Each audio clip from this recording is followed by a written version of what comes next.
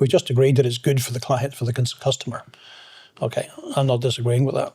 And now we've got to look on the other side of that, which is one of the things this whole business is supposed to do, is to efficiently allocate capital. And if done well and properly, that, I'm going to say it benefits the whole of society. It clearly benefits the people who own the capital, but most of all.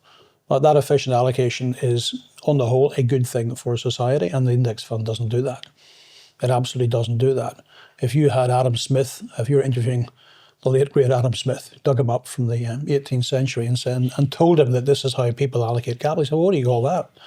Oh, we call it capitalism. He'd just laugh. You know, allocating capital based on the existing market capitalization of a company is kind of nutty when you think about it. If the mechanism itself is supposed to deliver the efficient allocation of capital, works for the customer, doesn't work for society. So I think the index fund is a dangerous thing. So why doesn't it work for society? Well, let us say, so we're just talking about the stock market here. There's lots of different ways to raise capital, of course, private equity, et cetera, et cetera. But if the idea is that this is a mechanism through which we take your savings and allocate it to something that's going to do something that's going to provide a product or a service that makes money by basically providing a product and a service that people want. Yeah. Well, we're not doing that. We're just buying more Amazon. We're buying more NVIDIA. But they provide services that people want. Well, they're not issuing any capital. I mean, on the whole, they're actually buying capital back.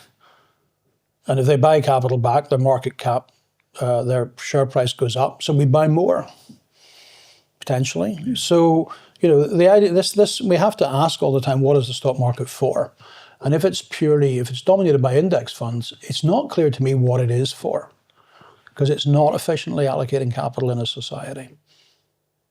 So, but what index funds have done is allowed a lot of people to participate in the market that probably wouldn't have in the past because of fees, barriers. So as we said, works for the customer. Yeah. Full stop. Yeah. Is there a consequence of that? That's the other bit we're talking about. Do you think a customer should sit there and give a crap about that? You know, is there a danger here? No customer is going to change it. If a customer says, I'm not doing index funds, they're not going to change it. I think at some stage, society / the government will want to pay, potentially it's already begun, pay an interest in this. That was a clip from our full-length conversation with Russell Napier, who's a financial history expert. If you want to watch the full interview, you can check it out right here.